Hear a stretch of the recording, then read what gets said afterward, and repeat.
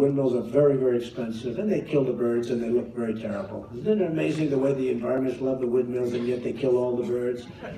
In California, if you kill a bald eagle, they put you in jail for 5 years, and yet the windmills knock them out like flies. It's crazy. It's crazy. And then the environmentalists say how great they are, how great they are. Problem with wind, it's very expensive. They're very expensive to do. They really litter the landscape, in my opinion. I mean, it's okay putting it in industrial locations and things, but when you see some of these fields, especially when you see like 15 different manufacturers, they're all different shapes, colors, sizes, it's terrible. It's terrible. You go to certain places in California where they have these areas where everybody has their own little niche, and you see all of these different wind farms. You know the places I'm talking about. I won't even mention. Why should I disparage different places? I know them. I have too many friends that have houses there. They're going crazy. But so wind is very tough. Solar, I love the concept of solar. It just doesn't work yet. It's a 30-year payback. And don't forget, then you have to buy new stuff before 15 years. You know, it doesn't last forever. Same thing with wind. You put up the wind, 5 years later, it's rusted, it's rotted, you have to replace it. It's not like it's there forever. It's only 20%. But the coal has been there forever. We have an unlimited supply, and we send it to China. We send our coal to China. You think China cleans the coal? I don't think so. I don't think so. So I really believe strongly in clean coal. They have great equipment, they have great, and I'm very bullish. If I get in, I'm very bullish on the coal industry, clean coal. Okay? Thank you. Yeah, go ahead. Mr. Trump, I'm a new property owner, and I have concerns. What are your He's a young Donald Trump. See that? what are your stance on individual property owners' rights? Very, very strong. Very, very strong. Okay? I mean, I don't want to speak against myself at all. Very strong. You keep owning that property. Go ahead, sir. Nice hat. Thank you. Donald, after you went here in South Carolina, then in Vegas, then in the SEC, what is your next step strategy to pull in this core old school GOP mentality to get them with the program? Well, the Republicans have a problem. So I love the question. The Republicans have a problem. We have a structural problem. Number one, you have to win those 6 states. One of the advantages I have a chance of winning New York. You win New York, it's over, because New York is so big. No other Republican has even a chance of winning New York. So I have a chance of winning New York. I'll win Michigan, which is not even in the ball game for one of the Republican people to win. But we also have people that are really bad. Karl Rove is very bad.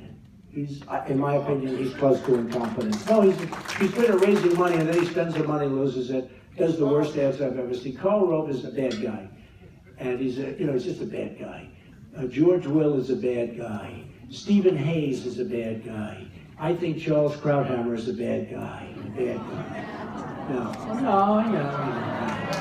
You can have him, okay? You can have him. I think he's a bad guy. I think we have a lot of people that are bad, really bad people. And I think they're petty, I think they're jealous, I think they've got a lot of problems. And we have a lot of people that are very bad for the Republican Party. We need new thinking. We have to have new thinking, or you're not going to have a party much longer. Look, Romney should have won that last election. He lost by a lot, right?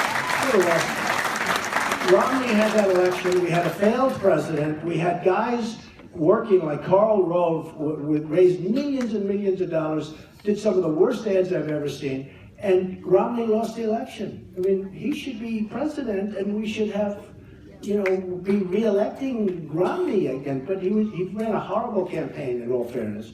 But you had a failed system. You had a failed party. And I'll tell you, if we don't win, it's interesting. I backed Romney, he lost. I backed McCain, he lost. This time I said, I'm doing it myself. So, I just want to say, this is an amazing group of people. I'd love to play you in golf. I'll take my club champion over here. I'd love to play you in golf. But I'm not going to play much golf because there's a lot of work to be done. Obama talks about the carbon footprint, right? The carbon footprint. He's always talking about the carbon footprint. And then he flies to Hawaii on a 747 with his family for Christmas. He's there forever. I mean, he plays more golf than people on the PGA Tour. But he then flies back, and then he has a news conference on the carbon footprint. I mean, give me a break. So, but if you're president, we have a lot of work to be done. And playing golf is good, but you have to play with people that you have to make deals with. You play with Congress, right? You play with Congress. You play with different people that you play with people from other countries. You play with prime ministers. You don't play with your friends. You play with people because golf is amazing. Golf, you develop relationships on a golf course that you practically can't do anywhere else. So it's great. You got to play with the people that are going to do good for the country. But I wouldn't be playing much. You go to the White House. I want to make new trade deals. I want to make new military deals. I want to buy the best equipment for the military. I want to make sure that we have everything right. There's so much to do that I wouldn't want to fly around and even all these meetings, fundraisers. He gets on a 747. He spends $2 million or $5 million to fly to a location to raise $1 million. Think of it. They spend $5 million, $5 billion, to go and go someplace and he'll raise $1 million. Oh, we had a great fundraiser last night, but it cost $5 million. When you turn on the engines of a 747, let me tell you, we're talking big money. And then you have all of the Secret Service, who, by the way, are incredible people. They're all over the room. Right? They're all over the room. They're incredible people.